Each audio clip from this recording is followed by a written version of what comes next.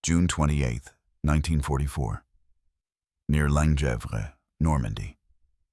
Rain clung to the hedgerows in heavy droplets, turning every leaf into a dark, shining blade. The air smelled of crushed earth and cordite. A Churchill Mach 4 growled forward through a narrow farm lane, its engine heat radiating into the damp morning.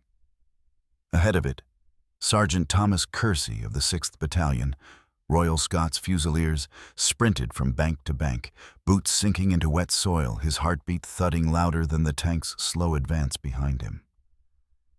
A mortar round cracked somewhere beyond the next hedgerow. Shards of soil sprayed across his helmet. Kersey didn't look back. He pushed forward, rifle tight against his chest, breathing in short bursts as he cleared the gap into an overgrown orchard. The rain muted distant explosions, but amplified the smaller sounds around him. Water dripping from broken branches. The low, unsettling tick of a nearly stalled engine somewhere ahead. A faint metallic clatter. He froze. The orchard opened into a small field choked with tall grass and overrun by the knotted walls of the bocage. Smoke hovered close to the ground. 50 yards ahead sat the hulking silhouette of a Panther tank, its turret skewed at an odd angle. Steam hissed from its rear deck. The German crew had abandoned it recently. Too recently. Kersey signaled with 2 fingers and moved low, cutting across the grass toward the smoking machine. The Churchill halted behind him, partly shielded by the hedgerow. Corporal Miller whispered into the number. 38 set for nearby infantry to cover the flanks. Somewhere in the tall brush, a Bren team settled into firing positions. Kersey reached the Panther's tracks. Mud clung thick to the steel, still wet and soft. His gloved hand brushed a warm exhaust grill. Warm meant alive minutes ago, maybe less. He scanned the hedgerows for movement. Nothing but the sway of wet leaves. He slipped toward the open commander's hatch. German helmets, one with a dark smear across the rim, lay in the grass nearby. A torn map case dangled half out of the turret. He climbed onto the hull, the rain making the metal slick under his boots, and lowered himself halfway inside. The interior smelled of hot oil and burnt paint. The loader's station was a mess of scattered shell cases and loose papers. Kersey reached for them, expecting personal notes or navigation sketches.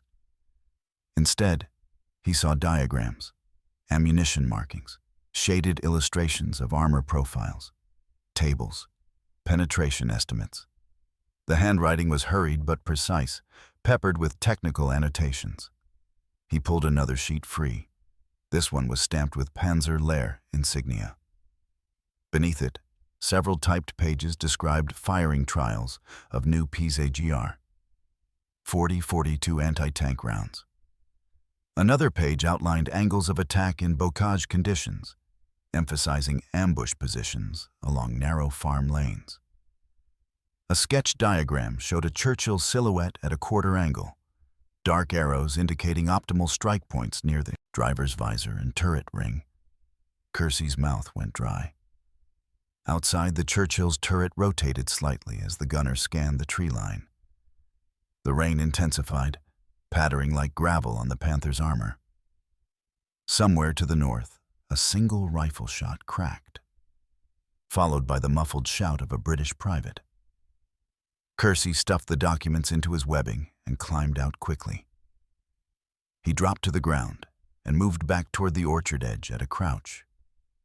The tall grass brushed wet lines across his sleeves. The weight of the papers seemed to grow heavier with every step. A burst of MG fire erupted from the hedgerow to his right. Rounds snapped through the orchard, slicing leaves from branches. The Bren team answered almost immediately, their return fire thudding in steady rhythm. Kersey dove behind a fallen apple tree, mud splashing across his face. He wiped his eyes and shouted for Miller to relay the find to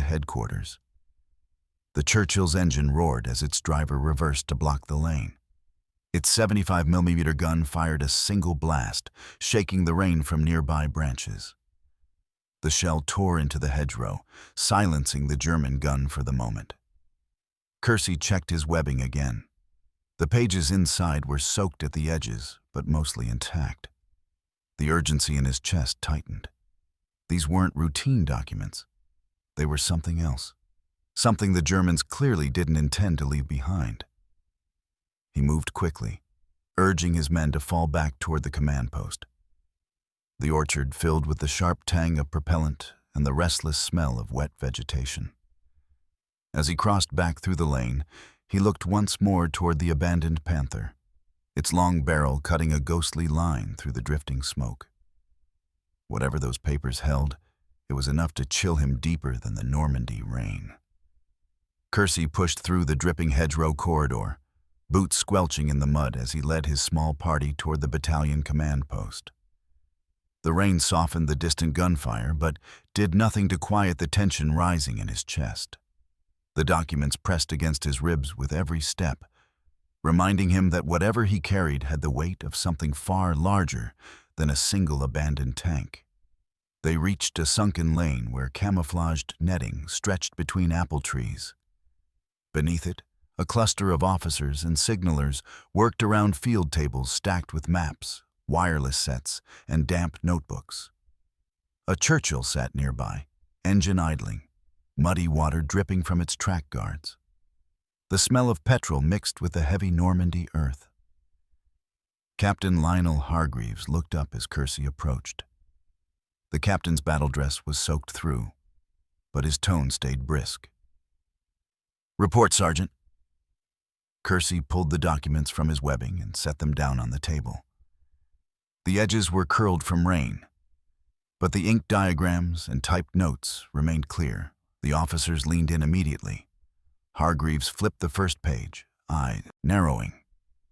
He called for Lieutenant Norris from intelligence. The young officer hurried over, adjusting his helmet strap as he arrived. Norris spread the papers out, weighing them with a pair of spent shell casings to keep the wind from turning them. "Ammunition trials," Norris murmured. "Not trials, Captain," Kersey said. "Operational recommendations." Norris scanned faster now. One page detailed muzzle velocities for new tungsten core rounds. Another compared British armor thickness at various ranges. A German staff officer had made red pencil marks along the silhouette of a Churchill, circling weak spots with startling precision. The turret ring, the driver's visor, the thinner side plates near the track guards. Notes explained how Panthers should wait at specific angles inside bocage gaps, allowing minimal exposure while maximizing penetrative effectiveness. Hargreaves exhaled slowly. "Where did you find these?" "Inside a Panther the crew abandoned, sir. Still warm when we reached it." The captain exchanged a grim look with Norris. They called for Major Elwood, the senior armored liaison for the battalion. Elwood arrived wiping mud from his gloves, but the moment he saw the diagrams, his expression hardened. "This is no routine briefing paper," he said. "This is frontline doctrine, fresh. Look at the date stamps." Norris pointed at one page. "Issued to a Panzer forward detachment 3 days earlier." Elwood shook his head. "And look at this." He tapped a table showing expected penetration against Churchill frontal armor at under 200 yards. "These numbers are worse than our assumptions. Much worse." A silence settled around the table, broken only by the drip of rainwater hitting canvas above them and the muttered wireless chatter from a nearby operator. "Sir," Kersey said quietly, "if they're setting up like this across the bocage, they'll kill Churchill troops by the dozen before we even spot them." Elwood finished. Hargreaves straightened. "Get these copied and passed to brigade intelligence immediately, and bring in the tank commanders. We cannot advance blind through those lanes." Norris gathered the documents with both hands, careful not to tear the wet corners. As he moved to the intelligence tent, he spoke more to himself than anyone else. Improved rounds, optimized angles, pre-sighted kill zones. They've prepared this thoroughly. Outside, the rain eased into a mist, drifting across the lane as more soldiers gathered. Tank commanders stepped forward, their faces lined with exhaustion and mud. Hargreaves addressed them quickly, holding up the most troubling diagram, the Churchill profile covered in German annotations. The men leaned closer. One of them muttered a low curse under his breath. "This is what they're expecting of us in this terrain," Hargreaves said. "These are their aiming points, their recommended ambush sites, their ammunition details, everything they need to pick us apart if we proceed as before, Major." Elwood placed his hands on the table. "From this moment, no Churchill advances through bocage lanes without revised spacing and infantry integration. We adjust now, we adapt today, or we suffer for it tomorrow." Kersey stepped back from the gathering. His uniform clung cold to his skin. The orchard gunfight still rang faintly in his ears, but the weight in his chest had changed. It was no longer the raw tension of battle. It was the realization that his discovery might have been the only warning they would receive before dozens of Churchill crews drove into precisely engineered killing grounds. In the nearby tent, Norris began drafting the intelligence summary. The typewriter clacked steadily, each keystroke punctuating the urgency spreading through the command post. Outside, Churchill tanks loomed under the mist, their crews already tightening straps, cleaning optics, and preparing for whatever came next. Inside the command post, the typewriter fell silent. Lieutenant Norris emerged with the copied reports tucked under his arm, his expression set with the kind of focus that appeared only when lives depended on every line written. Outside, the rain clouds thinned, revealing a dim gray sky as if Normandy itself were holding its breath. Major Elwood assembled the senior NCOs and tank commanders beneath a stretch of camouflaged netting. Wooden crates served as seats, and a large hedgerow map, marked with grease pencil and muddy fingerprints, lay open for all to see. The ground beneath them was soft with churned soil, and the lingering smell of burned propellant drifted faintly from the orchard where Kersey had made his discovery. Elwood tapped a pointer against the map. Every man leaned closer. "We've been advancing under the assumption that our Churchills can weather frontal engagements at short distances. According to these captured notes, that assumption is dangerously outdated." He held up one of the German sheets.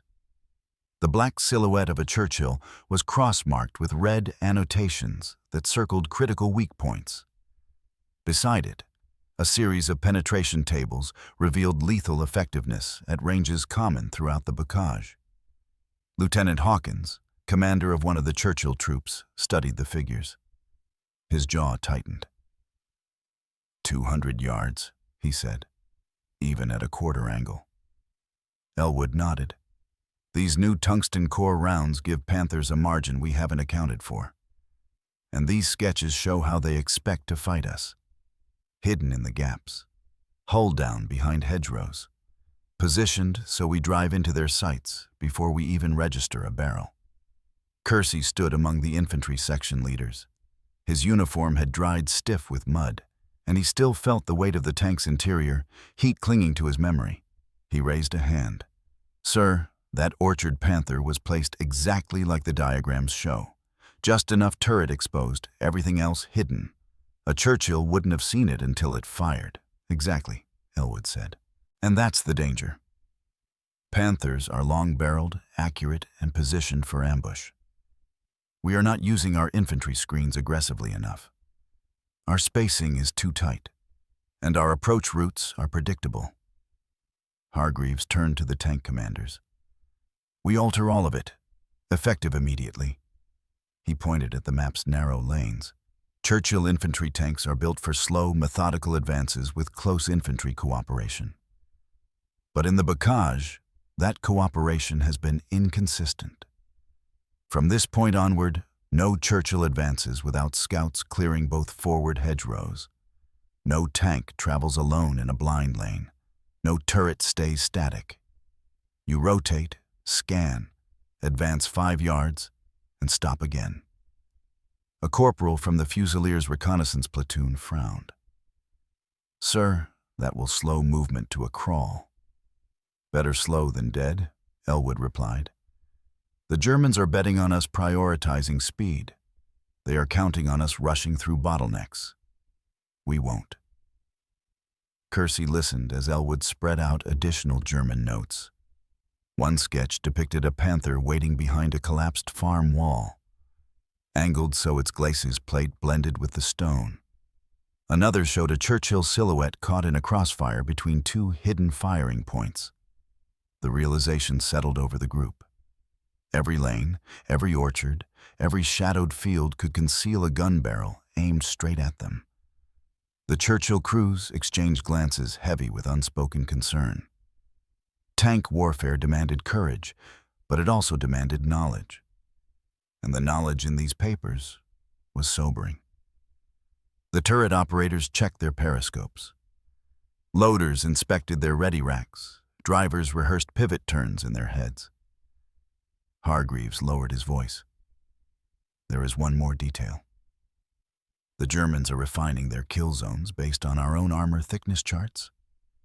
Someone in Panzer Lehr has studied exactly how to break us." Norris stepped forward to clarify. These improvements didn't come from a factory directive. They came from field officers refining their doctrine in real time. This is the enemy evolving mid-campaign. A murmur ran through the men. Kersey felt his stomach tighten. The documents he'd pulled from the Panther no longer seemed like simple intelligence finds. They were glimpses into a changing battlefield, one where the Germans were shaping the fight long before the British reached each hedgerow. Elwood rolled up the map and looked at every man present. "We use this information now. If the Germans want to turn these hedgerows into slaughter grounds, we will deny them that advantage." New formations begin immediately. Scouting drills run in 1 hour. Tank-infantry coordination rehearsals at first light. Kersey stepped back as the officers dispersed. The sky brightened slightly, though the day still felt heavy with anticipation. Churchill tanks rumbled nearby as crews adjusted equipment and secured stowage. Infantry squads reorganized, checking Bren magazines, retying boots, and whispering about what might be waiting beyond the next lane. The sergeant moved toward his section, the memory of the Panther's dark interior still vivid.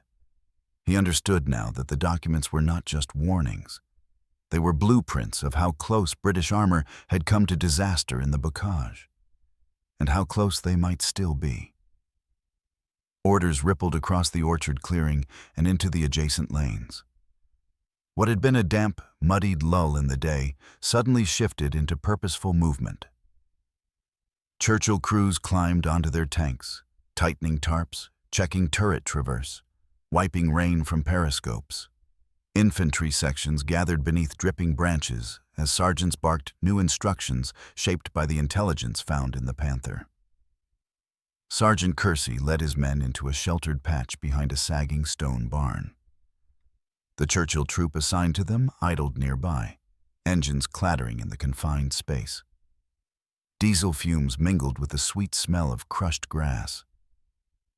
A corporal unfolded a fresh map on the barn wall, weighting the corners with spent magazines. "Listen up," Kersey said. "New drills, new formations. No one moves unless we know what's behind each hedgerow." His section nodded, though some exchanged uneasy glances. Everyone knew the bocage was treacherous. Now they understood it was calculatedly lethal. Kersey pointed at the map. "We advance with 2 forward scouts. Bren gun covering from the flank. Tanks stay far enough back so they can pivot or reverse without bottling up the lane. If we spot anything unusual, broken brush, tracks, a gap too clean, we freeze." Private Lloyd rubbed mud off his helmet. "Sir, what if the Panther's already tucked in?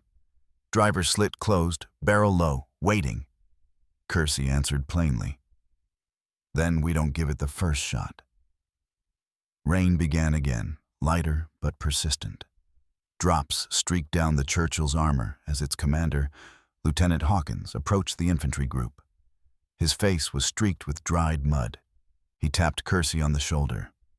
"Sergeant, let's walk through the revised spacing. My drivers need to understand exactly where you want them." They moved toward the lane. The hedgerows on either side rose like thick earthen walls, tangled with vines and roots thick as wrists. Hawkins paced out 10 meters, then another 5. The narrowness of the road made the numbers feel insufficient, yet too wide at once. "If we stay this far back from the scouts," Hawkins said, "we'll be slow to support you in contact." "Better a second slower than a second dead," Kersey replied. "And your turrets scanning every angle while you move. No straight-line sights, no blind corners." Hawkins ran a gloved hand along the Churchill's glacis. "Then let's put it to the test, Sergeant." They conducted the first rehearsal in the adjacent orchard. 2 scouts moved cautiously along the hedgerow curve, rifles raised, boots brushing aside damp leaves. Behind them, Kersey's section advanced in staggered formation. 30 yards back, the Churchill troop rolled forward one by one, turrets rotating every few seconds, loaders resting their hands near ready rounds. The movement was slow, deliberate, and silent, except for the low engine hum. But the real test came moments later. A short burst of German MG fire cracked from the next hedgerow, snapping branches and punching small, sharp holes through leaves. The scouts dropped flat. Kersey raised his fist, and the infantry froze. Hawkins signaled his gunner. The Churchill halted cleanly, presenting only the smallest silhouette where the lane widened slightly. Brenfire replied from Kersey's flank, stitching the hedgerow with steady rhythm. Hawkins' gunner fired a single 75mm round into the suspected nest. The shell burst with a heavy thud, flinging dirt and broken brush into the air. A second of quiet followed, broken only by the soft settling of debris. "Move," Kersey ordered. His men advanced to clear the hedgerow breach. They found a tripod, 2 spent belts, and a narrow path leading deeper into the brush. No Panther, no rifleman. Just a probe, likely meant to check British reaction times. Hawkins approached the position, helmet low. "They wanted us to move faster," he said. "If we'd rushed, their tank could have been waiting 50 yards behind." Kersey nodded. "We're not giving them that anymore." The exercise continued through the afternoon. British scouts learned to read faint track marks, to spot the unnatural geometry of a concealed hull-down position, to interpret fresh cuts in the hedgerows left by German pioneers shaping kill zones. Churchill crews practiced reversing out of danger, pivot turning sharply, repositioning to deny Panthers a clean angle. Late in the day, they received their first real encounter under the new tactics. As Kersey's scouts rounded a hedge corner, they spotted it. A long, dark barrel protruding barely a foot from the brush. Just the tip. Just the shadow. But unmistakable. A Panther waiting exactly as the captured documents described. The scouts signaled frantically. Kersey halted the line. The Churchill troop executed the revised drill instantly. Instead of rolling forward blindly, Hawkins kept his tank concealed, turret angled, gunner peering through sighting optics. The Panther did nothing, still unaware it had been spotted. Kersey whispered to Hawkins, "Bring it down." The Churchill fired from the partial cover of a cross lane, the blast echoing through the hedgerows. The shell struck the hedgerow, masking the Panther, ripping away the foliage and exposing the German turret. Another British round followed, slamming into its side plate. Flames burst from the rear deck. Kersey felt the shock of it, not just the explosion, but the validation. The new tactics worked. If they had advanced as they had days earlier, that hidden gun would have gutted the lead Churchill before anyone saw it. Hawkins climbed halfway out of his turret, scanning the smoke with satisfaction. That's one less ambush in this maze. Kersey looked toward the burning Panther, its dark outline flickering behind the flames. The documents he'd found had predicted this exact kind of trap. Now, instead of stumbling into it, they had dismantled it. The sun dipped behind the hedgerows, casting long shadows through the lane. British troops regrouped, checking ammunition, tightening slings, marking the location on their maps. The day's drills had turned into combat, and the combat had proven the need for every adjustment. Kersey felt exhaustion pulling at him, but beneath it was something steadier: resolve. The Germans weren't just using the bocage, they were shaping it into a weapon. But now the British were reshaping their response. And the battle for the next hedgerow would not be fought blindly. Dusk settled over the fields like a heavy veil. Thin mist curled low across the lanes, and the hedgerows darkened into jagged silhouettes. The men had begun to pack equipment and reposition for night security, when a low rumble trembled through the ground. It was faint at first, almost indistinguishable from distant thunder. But the vibration grew heavier, broader, unmistakable. Tank engines, several, moving in disciplined rhythm. Major Elwood's voice cut through the lane. "Stand to. Panthers coming from the northeast." The orchard filled with hurried motion. Churchill crews swung into their turrets. Infantry scrambled into position along the hedgerows, Bren gunners finding narrow firing gaps between tangled branches. Radios crackled with short, clipped orders. The enemy was forming for a push, and the timing was no accident. The first British success under the revised tactics had not gone unnoticed. Sergeant Kersey ran to the forward lane with his section. The air tasted of damp earth and exhaust fumes as the Churchills rumbled into staggered defensive posts. Hawkins' tank took the central position, its hull angled slightly left, turret rotating in slow, deliberate arcs. The low rumble grew louder.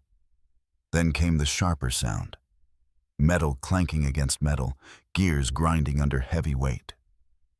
The hedgerow ahead flickered. Not a flame, just the reflection from a moving plate of armor catching the last sliver of twilight. "Movement," Kersey whispered. 50 yards ahead. Gun barrel low.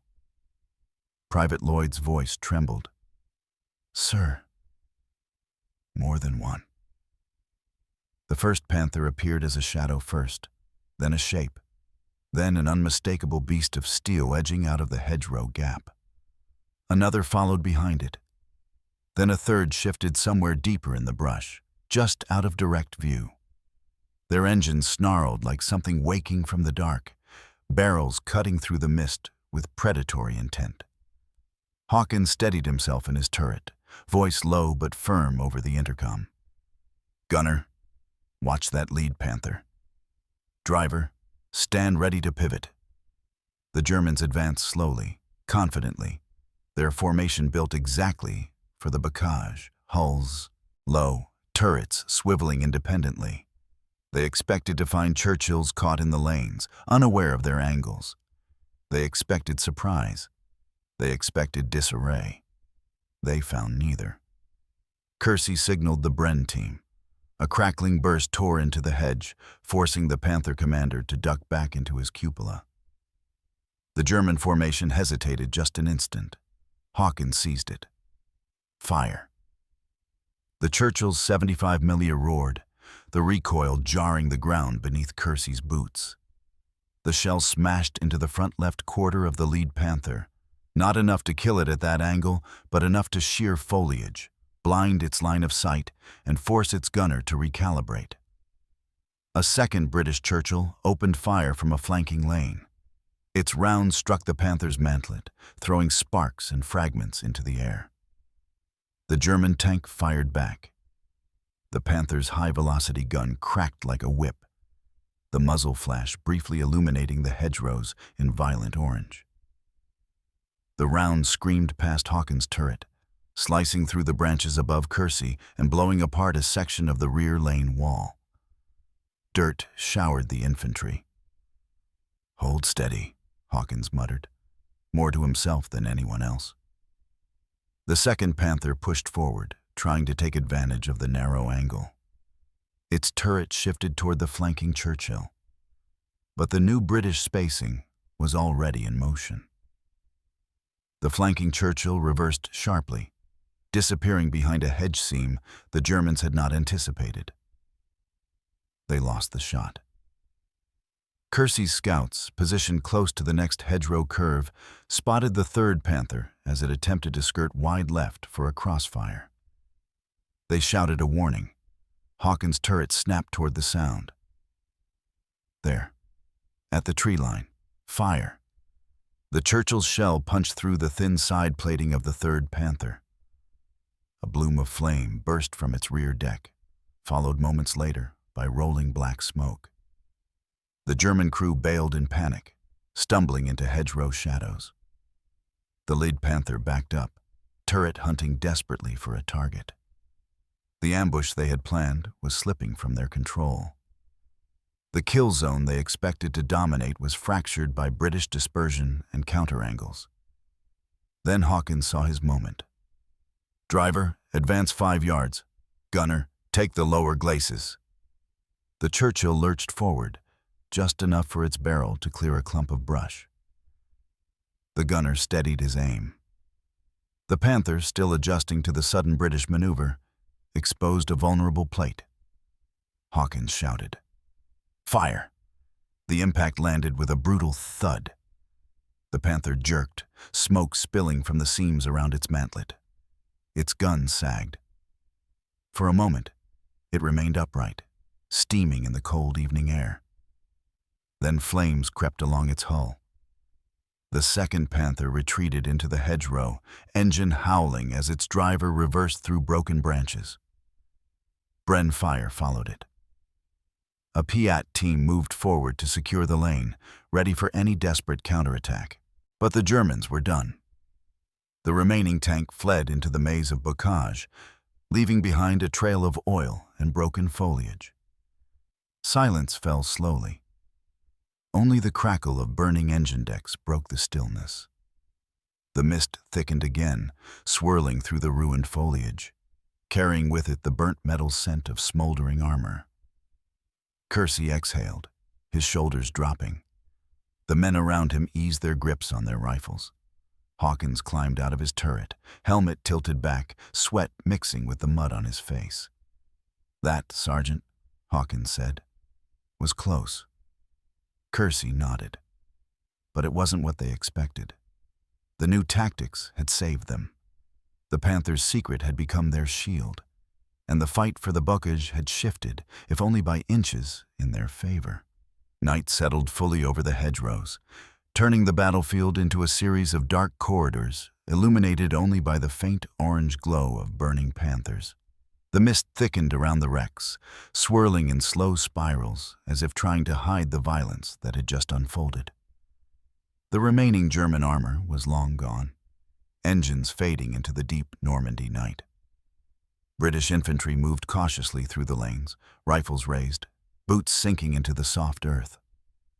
They checked every shadow for lingering stragglers, every break in the hedge for signs of movement.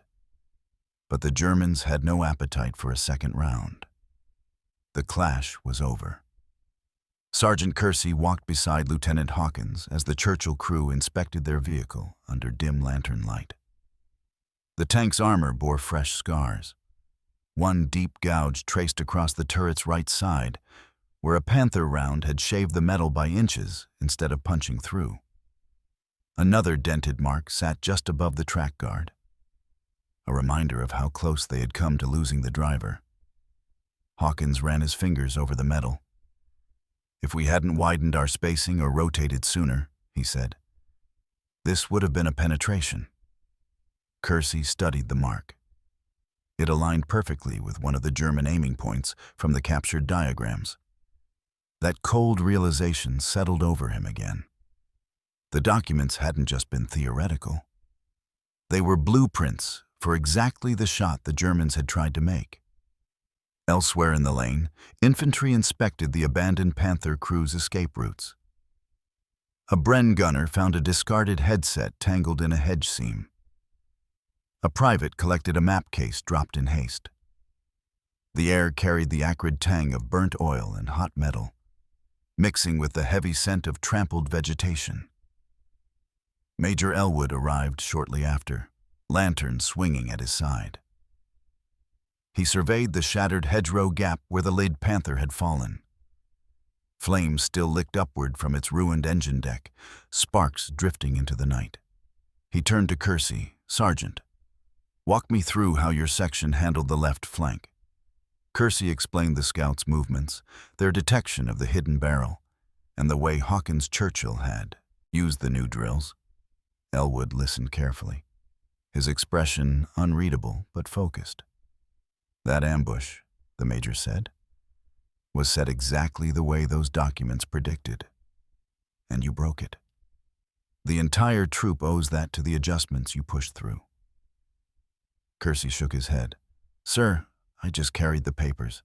The tactics, they came from all of us." Elwood gave him a rare, faint smile. "Perhaps. But someone still had to see the value in them before they turned to pulp in that tank."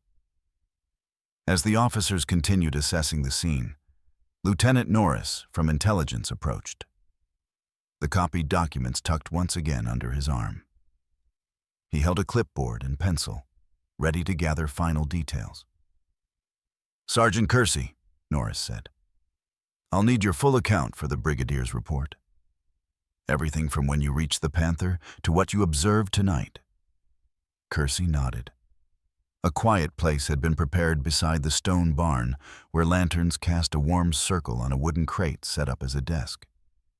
He sat, rain-soaked battle dress stiff against the cool night air, and began recounting the events. Norris scribbled as he spoke.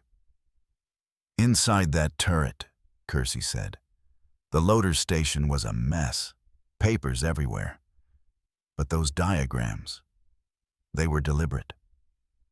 Someone had been studying our armor with precision, and they meant to use it in this terrain." Norris looked up, "And now we've used it against them." When the interview finished, Norris gathered his notes and the weathered German documents, placing them carefully into a protective satchel. These would move up the chain by morning. Their impact would ripple across British armored doctrine throughout the Normandy campaign. They would shape how Churchill crews advanced, how scouts cleared hedgerows, how officers interpreted every track mark and broken branch. Kersey stepped outside, breathing the cool night air. The flames from the knocked-out Panthers had shrunk to smoldering embers. The lanes were quiet except for distant artillery rumbling somewhere beyond Tilly-sur-Seulles. His section was settling into defensive positions for what remained of the night. The men were exhausted, uniforms caked in mud and sweat, but alive. And as Kersey watched Hawkins' crew climb down from their tank, checking each other for injuries, he understood how narrow that margin had been. If he hadn't found those documents, if the Germans had kept that Panther running another minute, if they had advanced as they once did. He pushed the thoughts aside. War was built on ifs. Survival was built on actions.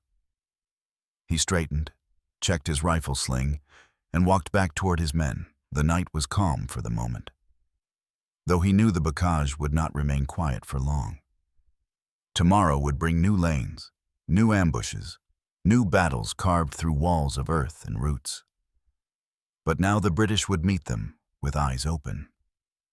The Panther's secret had shifted the fight, and the sergeant who carried those papers from a steamy turret had ensured the Churchill crews would not walk blind into the next dawn.